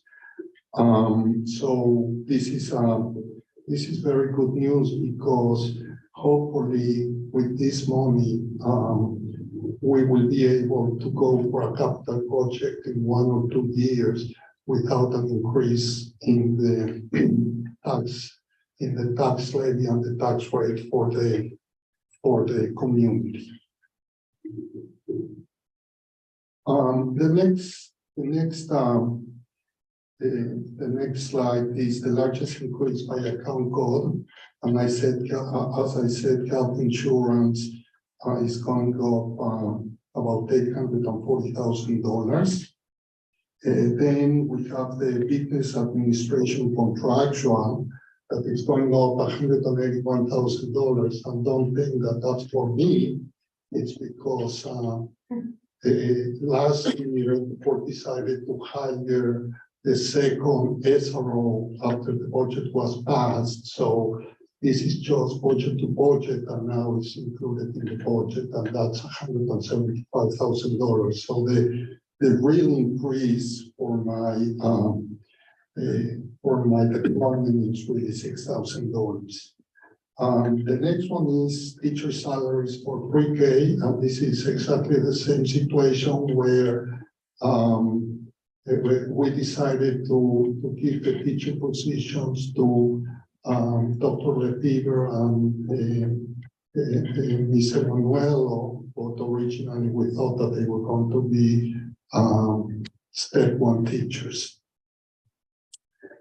District transportation also, that's an increase like I mentioned.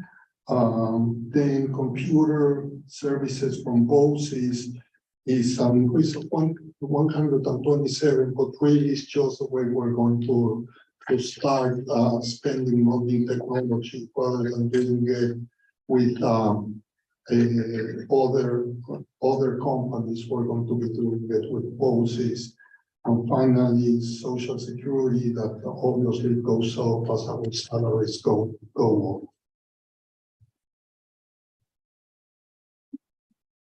The largest increases, like I said, is transferred to other funds. When we pay debt and interest, we don't pay it out of our operational budget. We need to transfer to the capital budget, and that's the transfer. The capital project is just a reduction because last year we put $150,000 for the BB area, and this year we didn't have to do it. And then teacher salaries that we're reducing, teachers like in Frangilin, and in BB, and finally workers' compensation. The consortium in the workers' compensation has done very well, so they dividend out about $120,000 for us. I decided only to use $78,000, so I can leave some dry powder for next year. So the summary budget, if you remember January 11, we were talking about a budget of $88.1 million. And we will ask the board to approve a budget for 88,051 to 87, which is an increase of $1.4 million or 1.6%. That will bring us a tax levy of $50 million compared to 50,053,05 last year. So it's an increase of 1% in the tax levy. 110, 0.10%. I'm really sorry. The other 0.9 is for myself. I'm sorry, on 0.1%.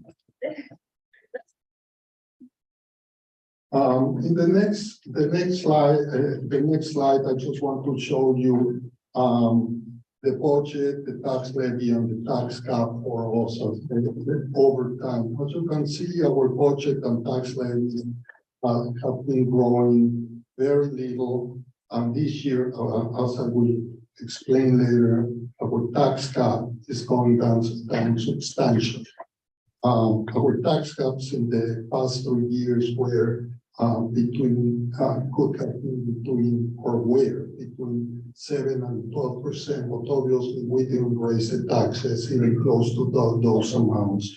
And there you can compare it with inflation, New York State tax cap, and like I said, our tax cap.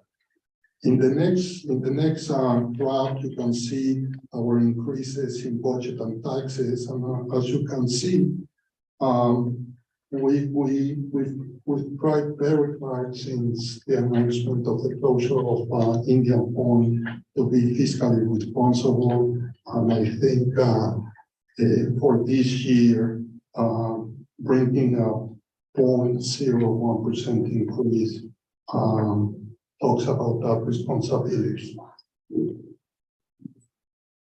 So these are our revenues, and our revenues are divided in several parts. Obviously, the most important is tax levy. Like I said, that's $50 million. Then state aid increased about $4 million this year compared to last year, and that for two main reasons. Reason number one is our wealth ratio went down. We used to have a wealth ratio of 1.6%, 1.6, meaning that we were 60% above the average of the school district in the state of New York. Due to the closure of Indian Point and the reduction of the pilot payments, now we're at 1.39%. So that decrease our wealth ratio, and the biggest part of the foundation aid is based on the wealth ratio of the districts. On the other hand, all the school districts in New York State were fully funded for foundation aid, including those. So a portion of these $4 million was because of the fully funded, and the other one because our wealth ratio went down. OCS aid is the money that we received the following year based on the services that we use from OCS the prior year.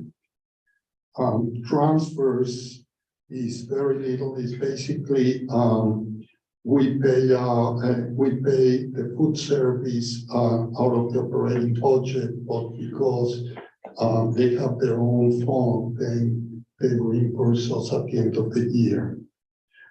Sales tax is the VAT, the tax that you pay in the county of Westchester. So every time when you see that 8.75%, at least you can say, well, it goes to the school district, so it's not that bad. Fund balance, I'll explain fund balance a little bit later, but fund balance is going to be $2.6 million. And then we have other income of $2 million that includes interest income and the tuition students for ABC and Savior program. Pilots, if you remember, we still have other pilots. We still have the RESCO and non-RESCO pilot. And this year, I'm sorry, next year, we just signed an agreement with Holtec that we will get $4 million in pilot payments from Holtec. And finally, the cessation fund, which is the fund that we draw money every year because of the closure of Indian Port. By law, I need to show our expenses in three different categories. Administrative, which is basically principals, assistant principals, and central office. That represents about 7% of our budget. Then capital, that represent the interest and the cost of maintaining our facilities, that represents 10%. And the rest is basically the cost of instructional, regional instructional and education of our children, and that's going to be 83% of our budget. The board doesn't have a policy, but we always target at least an 80% part of the budget to go to students in that category. So I explained all how we divide our revenues. What we call non-property tax revenues, which are all the revenues besides our tax levy, that's going to be $37.9 million, for an increase of 3.7%.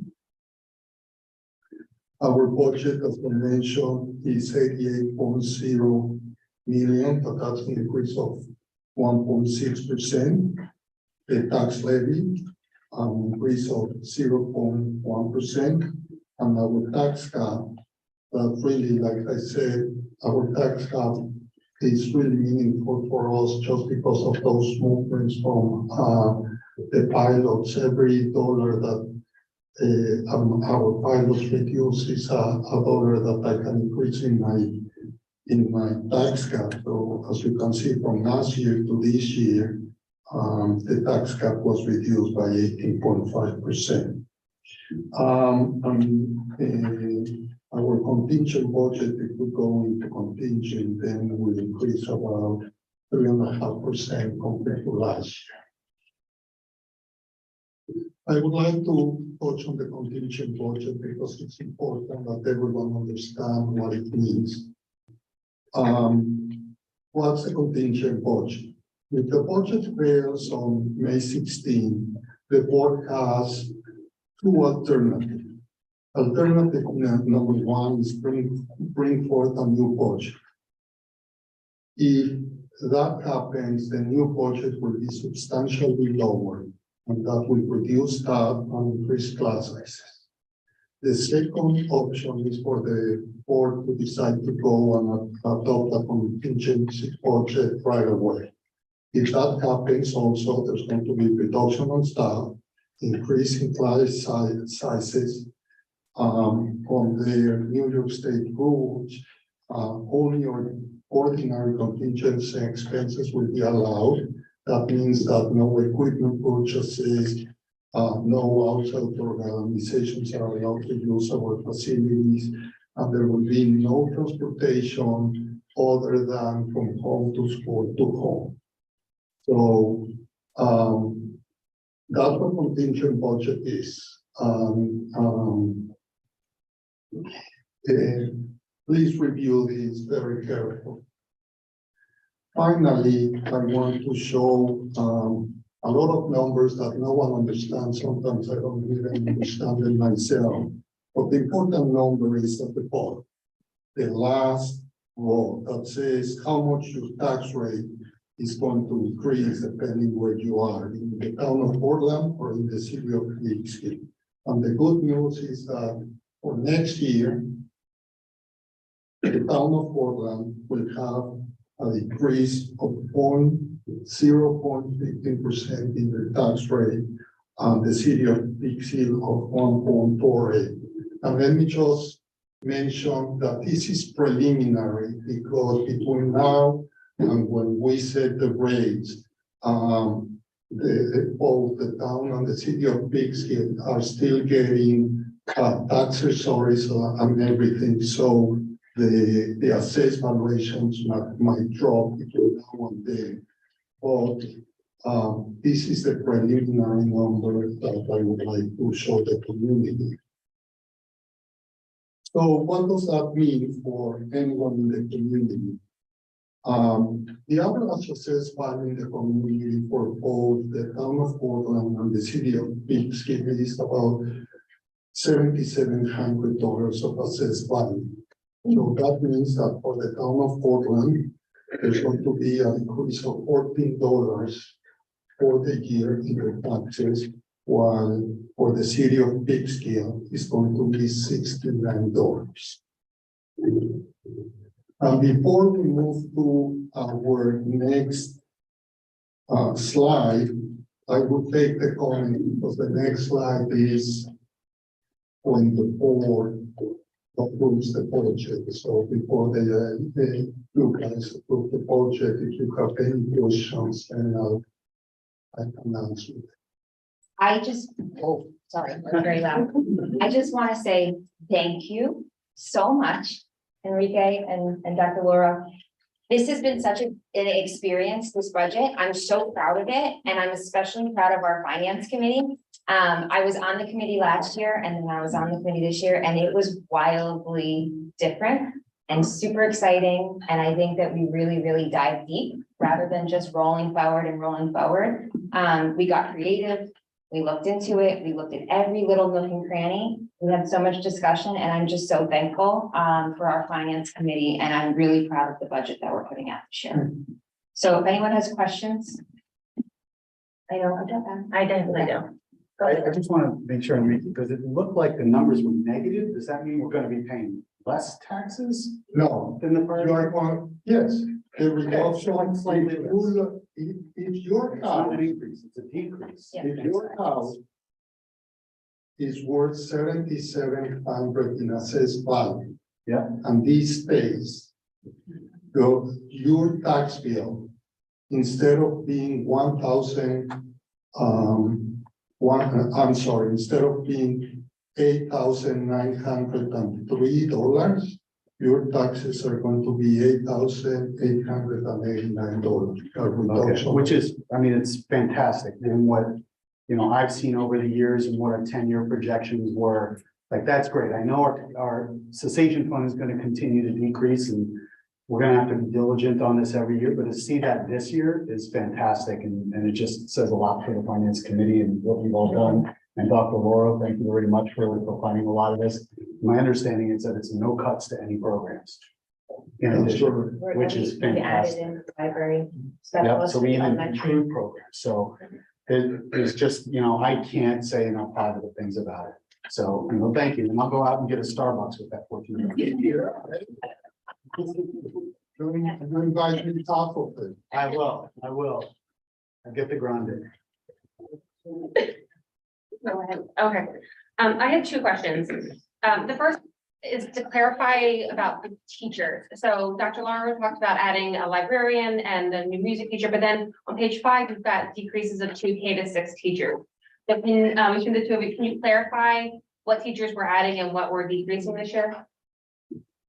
The way I do the budget is originally when we counted the number of class sizes, the number of teachers in each class, it was 2 reductions, 1 in each elementary school. So my understanding is that due to reduced enrollment, there's going to be a reduction of 1 teacher in each of those elementary schools. But we're still adding the other 2 teachers that you did. Okay. Oh, yeah. When I say, but those go into another account book. That's why I said Right. by account book. Okay, but these were planned reductions based on student enrollment, and there's no other teacher cuts involved in this budget. Except on the secondary side. No, there was none in the budget, and as we said, there'll be realized savings from India as we go through the incentive Okay, and those, and if not, then it would be whatever we decide to do as far as layoffs. okay, but there's. But it's all enrollment, The second- all outside of this budget. enrollment driven. Okay. And this includes the additional music teacher that. Yeah, that was. Yes. And that would be great.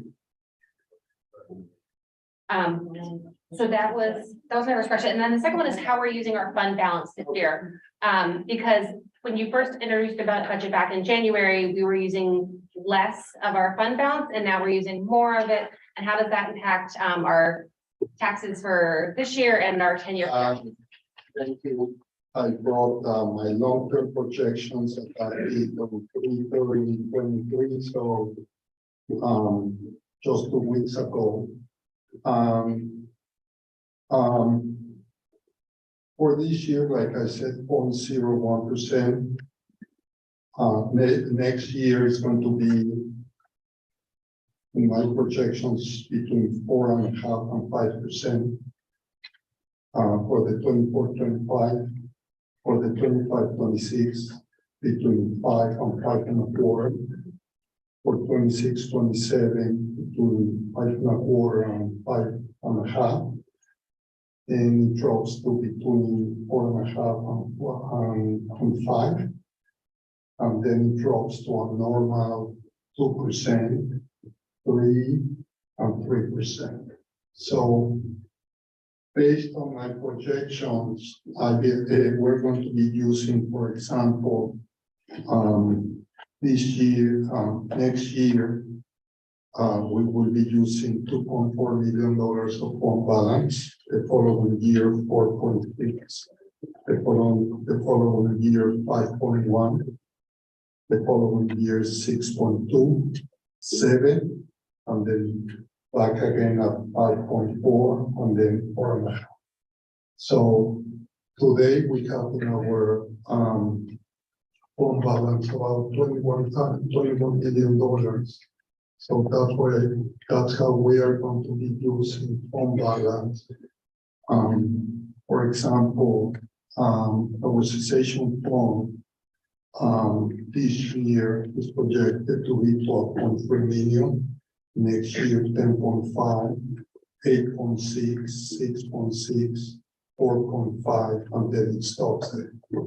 On the other hand, also, I'm taking into account that our pilot with Holtec will start going up substantially in the year 2028, 29. We're having negotiations with them, and we're agreeing on how it's convenient for them to pay us pilot over a long period of time, and how it is convenient for us for them to pay us the pilots. We are on the same page. We think that we're going to be able to achieve for both parties the goals. The only thing I can tell you now, and I can say in public, is that Holtec wants to backload the payments. I want them to backload the payments after the cessation fund and after we run our cessation fund. Okay, my question was concerning about whether we're artificially reducing the tax burden this year and how that'll affect the tax increases in the next couple of years. Because we're going to I don't have the numbers in front of me, so it's hard to follow. Next year, we're expecting between 4.5 and 4.75. So if you take into account that 2% is the regular, it's the rate of the given inflation and everything is what any other school district can increase. We're just increasing to make up the $20 million that we lost from Indian fund. We're only increasing 2% above above what any other district is going to increase their tax rate. The following year, it goes to 5, the following year, 5.25, then it goes down again to 5. So if you take into account that the regular increase for any school district is 2%, we're going to be between 2 and 3% above for 1, 2, 3, 4 years. And then we go back to the 2%. So we've been successful keeping it near zero this year, but moving forward. The community. Don't expect near zero going forward. Okay. And let me just also add one other thing that you should note right on the chart there at the very top of state aid. I don't think you want to count on 53% increase every year. Correct. This We're is gonna very level off. unusual. Right. That happens. So again, as that one decreases along with some of the other, you've got to use even more fund balance to keep. Well, the state aid will eventually level off around. Yes, It's not it gonna doesn't double. make that kind of jump. In my projections, I expect next year to increase state aid to $14.9 million because state aid is behind the wealth ratio by 3 years. So the wealth ratio, they reset our wealth ratio based on pilot number 1. Because if you remember, one of the reactors was shut down the year before the other one. So next year, we'll get the decrease in wealth ratio due to the second pilot. And then going forward, I expect an increase of about 2% in state aid, which is what we've been giving. We've been getting in the last 10 to 15 years, besides the financial crisis. Thank you. That's all I have. Anybody else? The only thing I'd like to clarify a little bit around the contingent budget because we generalize, bring forth a new budget reduction in staff, increase in class sizes. Do we know how much money is this? Do we have an idea? Well, I mean, actually, because of our increasing tax levy so low, we will only have to cut $47,927. But there's a but. Here's the but. As always. If you remember in 2007, when the district was in contingent, the administration back then put the first budget, it was defeated and then came back with the same budget and was defeated again. So if the community is sending you a message that it's too high, the idea is we need to cut more, you know. I wouldn't make the same mistake. It was done in 2007. And then you can say, okay, we're cutting 400,000, and it's up to the board. But if it doesn't pass and then it doesn't pass again, then that's where it gets into the risk of we can't have anyone on our premises. Exactly. Limiting buses, athletics, all of that is at risk. Yes. Yeah, the community can. Yeah, No, what community is Enrique is saying is that if the budget doesn't pass, don't just go back out with $50,000 lower, because that's all you have to do. You need to take a deep dive, because you don't want to end up with contingent budget. Right. And again, it really is like town of Cortland uses our fields, we can't do that, we can't allow it, so, there's a lot of things that come with that. Any other questions for Enrique?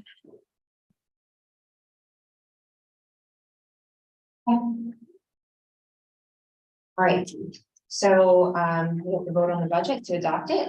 Be it resolved that the Board of Education of the Hendrick Hudson Central School District, Town of Portland, and the County of Westchester be and hereby is authorized to expend the sum of $88,051,287 for the general budget and to levy the necessary tax therefore. I need a motion to approve or to adopt this budget. Can I have a second? All in favor? Aye. All right.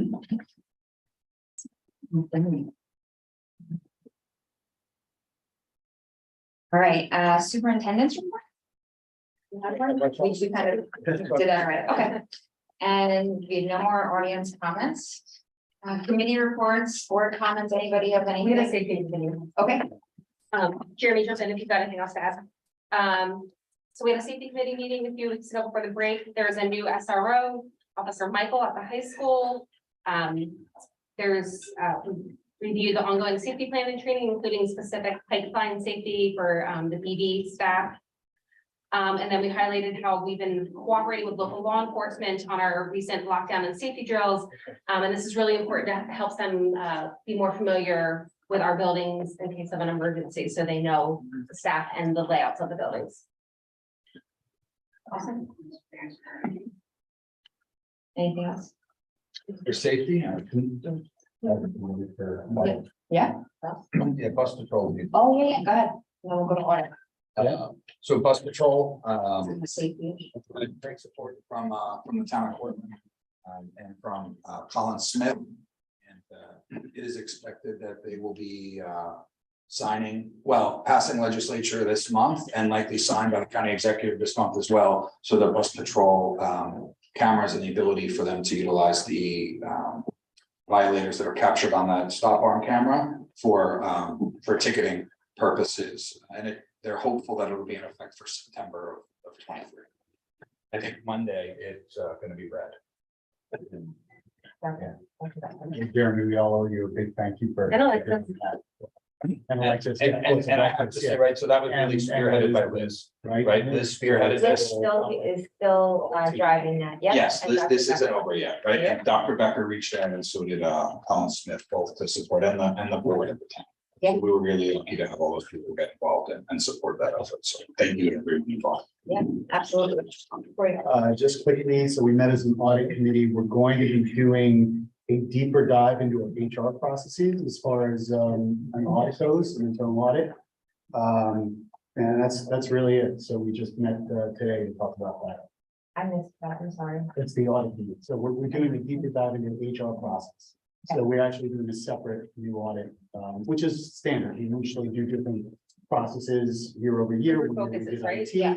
right? One, and we're doing HR and sometimes we do other control focus areas. Just making sure that, we have the right controls in place. Awesome. Yeah. Thank you. Sorry, I made your. Okay. Okay.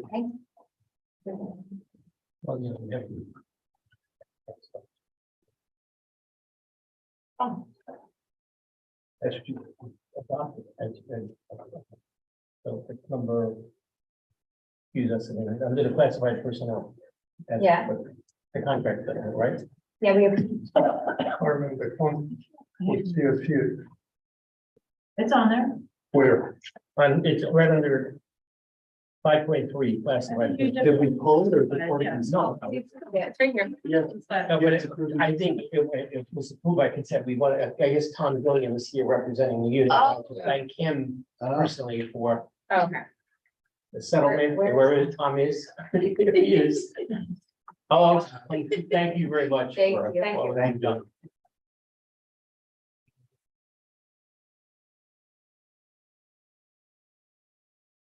It'll look at you. I'm sorry. There's another thing too, that there's still all these questions about. What's the matter?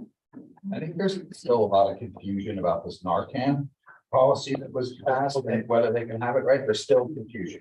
So Lisa, I think, right, there's some confusion on whether the people are allowed to take the course through New York State versus the hospital. And that was at least discussed at safety. So I don't know where we are, but I think what I want to make clear is that our policy exists in a way that if you have a New York State certified Narcan course that you've passed and you have your own Narcan, you can carry it in school. But then there's a question on how we're going to refill and recertify in the future, right? No, the question is more of storage of the Narcan that we get.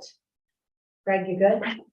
Okay, the question was more of the procedures of the protocol of Narcan, where we store it when we get upped.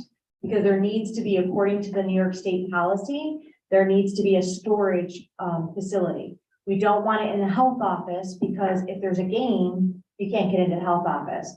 So when we spoke to Anthony and Dr. Laurel and I all spoke, we discussed that it would go over the AEDs or near the AEDs. So if there's a sporting event, there's gonna be some sort of lock. I don't know what it is. Anthony was supposed to be taking care of that. And everything would be in there if someone like used theirs and didn't have it or didn't have it on them. So there's two ways they can get certified. They can get certified through BOCES. And St. Vincent's is also supplying us with the extra Narcan, so they can also get certified online through St. Vincent's. Okay, so, There was another question about training too. yeah, so, I think, there's two. There was pieces. two concerns about getting resupplied of Narcan because we had to have a provider. So St. Vincent's is our provider. And we talked to them after we met with Anthony and after Dr. Laurel and I met with Anthony and somebody else. I can't remember who else was there. And basically we said, if St. Vincent's agrees, we're good. And as long as St. Vincent's agreed with who the provider was to New York State, that they were New York State approved, we didn't have any issues. So we're all set.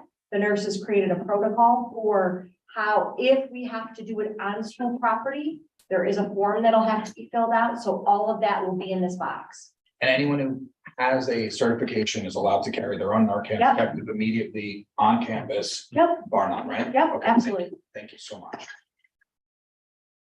Anything else? All right, can I have a motion to close the meeting? Can I have a second?